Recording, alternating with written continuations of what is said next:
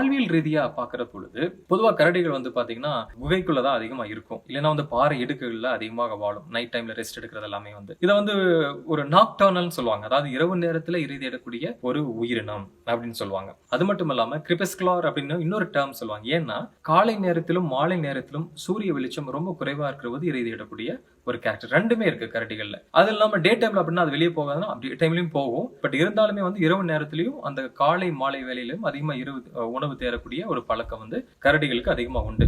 பொதுவா அந்த ஒரு கரடிகள் வந்து பாத்தீங்கன்னா பருவ காலங்கள்ல மட்டுமே வந்து பாத்தீங்கன்னா இனப்பெருக்கத்துக்கான காலங்கள்ல வந்து ஏப்ரல் மே ஜூன் அந்த காலங்கள்ல தான் வந்து இனப்பெருக்க சீசன். அதுக்கு அந்த டைம்ல வந்து பாத்தீங்கன்னா டிசம்பர் டைம்ல காட்டுக்குள்ள போறக்கூடிய நாங்க எல்லாருமே வந்து ரொம்ப கேர்ஃபுல்லா இருப்போம்.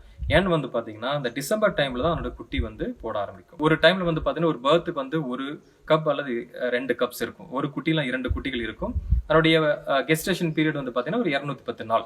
இதுதான் அதனுடைய சிஸ்டம். இதுல வந்து பாத்தீங்கன்னா 2 வருடங்கள் வரைக்கும் அந்த குட்டி வந்து தாய் விட்டு பிரியாது. சோ அந்த தாய் வந்து அந்த குட்டிக்கு அனைத்து விதமான டெக்னிக்ஸையும் சொல்லிக் கொடுக்கும். சில நேரங்களில் வந்து பார்க்கும்போது அதனுடைய முதுகுல அதனுடைய குட்டிகளை வச்சுக்கிட்டு நம்ம கரடிகள் வாக் பண்ணி போறதை எங்களால் காட்டுல பார்க்க முடியும். அது ஒரு பர்டிகுலரான ஒரு சிறப்பம்சம் கரடிகளை பொறுத்த வரைக்கும். அதுபோல குட்டிகளோட கரடிகள் இருக்கிறது ரொம்ப டேஞ்சர். நாங்கள் பக்கத்துலேயும் போக மாட்டோம். ரொம்ப சேஃபா இருக்கக்கூடிய ஒரு காஷன் வந்து நம்மளுக்கு எப்பவுமே மைண்ட்ல இருந்துட்டே இருக்கணும். குட்டிகளோட அந்த கரடிகளை நம்ம பார்க்குற பொழுது. அப்போ பொதுவாக கரடிகள் வந்து பார்த்தீங்கன்னா ஒரு கூட்டமெல்லாம் இருக்காது. மேக்ஸிமம் அது தனித்தனியாக தான் இருக்க ஆரம்பிக்கும். அதனுடைய இனப்பெருக்க காலத்தில் மட்டும்தான் ஒரு ஆணும் பெண்ணும் ஒன்றாக சேரும். இதுதான் அதனுடைய வாழ்வியல் முறையிலான சில விஷயங்கள்.